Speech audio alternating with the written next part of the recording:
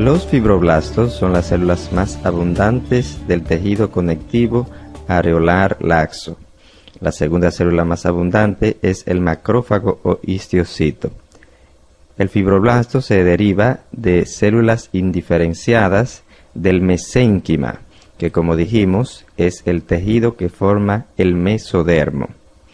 El fibroblasto es una célula grande, fusiforme, alargada, aplanada y que se ramifica. Posee un núcleo que también es aplanado con 1 o 2 nucleolos prominentes, ya que es una célula muy activa en la producción de proteínas. Por esta misma causa posee un retículo endoplásmico rugoso bien desarrollado, lo que le da una basofilia a su citoplasma. También posee un aparato de Golgi desarrollado. Los fibroblastos producen la sustancia intercelular, tanto las fibras como la sustancia amorfa. Producen los 3 tipos de fibras, tanto la colágena, las reticulares como las elásticas. Por eso siempre lo vamos a encontrar adheridos a las fibras. También producen los glucosaminos glucanos y las glucoproteínas de la sustancia fundamental. Aquí tenemos un corte donde se ven con detalles las características del fibroblasto. Vemos otro aquí y vemos otro aquí. En este corte, que es un corte de tejido conectivo denso, hay muchas fibras y como hay muchas fibras, también vamos a encontrar muchos fibroblastos. Aquí vemos sus núcleos que son aplanados y se ve un poquito aquí el contorno de las células, ya que es un poco difícil distinguirlo de las fibras colágenas. El fibroblasto, cuando madura, pasa a ser llamado fibrocito. Cuando una célula tiene el sufijo blasto en su nombre, significa que es una célula joven, productiva y activa, mientras que cuando tiene el sufijo cito, significa que es una célula ya madura y que está inactiva, es decir, que ya no está produciendo. Un fibrocito es una célula o un fibroblasto que ha madurado y ya está inactivo.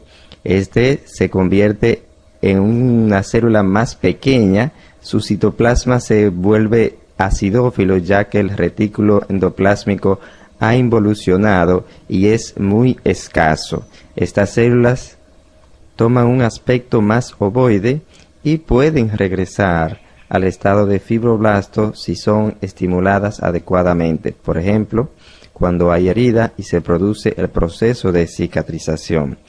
Por eso también al estado de inactividad de una célula se le llama estado de reposo, ya que puede ser reversible. Los macrófagos o histocitos son las células más abundantes del tejido conectivo areolar laxo después de los fibroblastos, es decir, son la segunda célula más abundante. Estos son células grandes que tienen una superficie irregular que varía desde prolongaciones cortas y romas, como vemos aquí, hasta prolongaciones más largas y digitiformes, llamadas filipodios. Tienen un citoplasma basófilo, ya que tienen un retículo endoplásmico rugoso bien desarrollado. También tienen un aparato de Golgi desarrollado y poseen muchas vacuolas y sobre todo muchos lisosomas, ya que son las células que se encargan de la fagocitosis y defensa del tejido conectivo.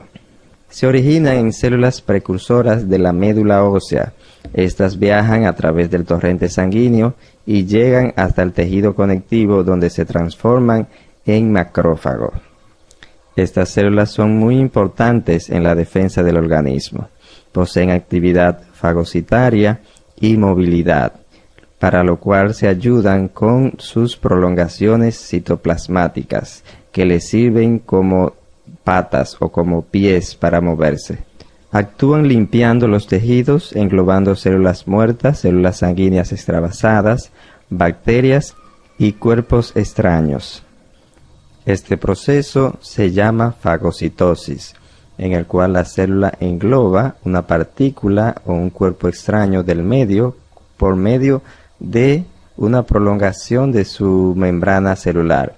Esta se fusiona y va a formar el fagosoma, que contiene la partícula ya dentro de la célula. Este fagosoma se fusiona con un lisosoma primario y las enzimas del lisosoma digieren la partícula. Si la partícula es indigerible como un material inorgánico, esta puede permanecer indefinidamente dentro de la célula como un cuerpo residual. Este es el caso que se da con los pacientes que son fumadores, que cuando se le hace biopsia o autopsia de sus pulmones, se ven que sus células están cargadas de carbón, ya que el carbón no se degrada.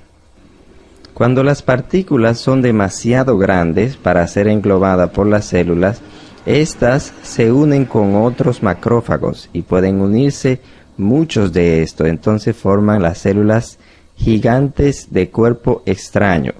Como vemos aquí, son células grandes, si la comparamos con las otras células vecinas que tienen, son células gigantes y como son el resultado de la fusión de muchos macrófagos, va a tener muchos núcleos, pueden llegar a tener hasta 50 y hasta 100 núcleos. Estas células se fusionan para poder tener el tamaño suficiente y así englobar una partícula que sea demasiado grande y así poder digerirla. Como hablábamos en los videos de la célula, estas células multinucleadas son células poliploideas, es decir, que tienen más de una carga diploidea de ADN. Los macrófagos también intervienen en reacciones inmunológicas del organismo, ya que ingieren, procesan y almacenan antígenos que presentan a los linfocitos. Además, producen y secretan sustancias como la lisozima, la elastasa y la colagenasa. La lisozima, como ya hemos dicho en otros videos, es una proteína antibacteriana o bactericida, ya que degrada y destruye las paredes de las bacterias, mientras que la elastasa va a degradar o a destruir las fibras elásticas y la colagenasa va a degradar las fibras colágenas. Los macrófagos pueden ser fijos o libres o errantes. Los fijos son los que están unidos a las fibras colágenas.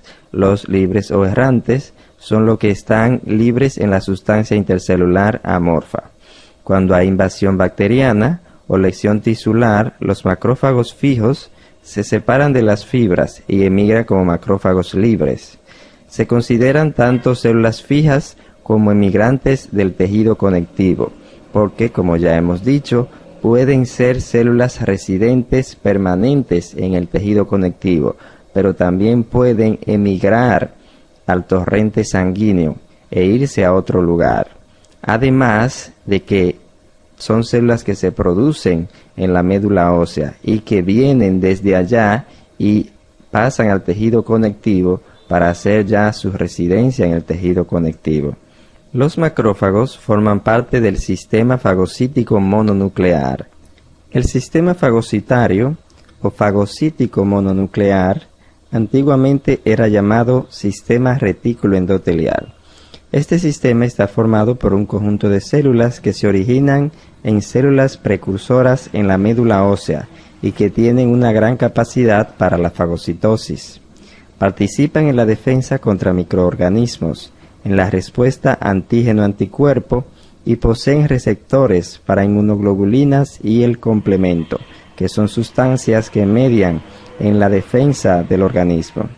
Son transportadas a través de la sangre como monocitos, desde donde emigran atravesando las paredes de los capilares por un proceso llamado diapédesis y se alojan en los diferentes tejidos del cuerpo, donde se les asignan nombres diferentes.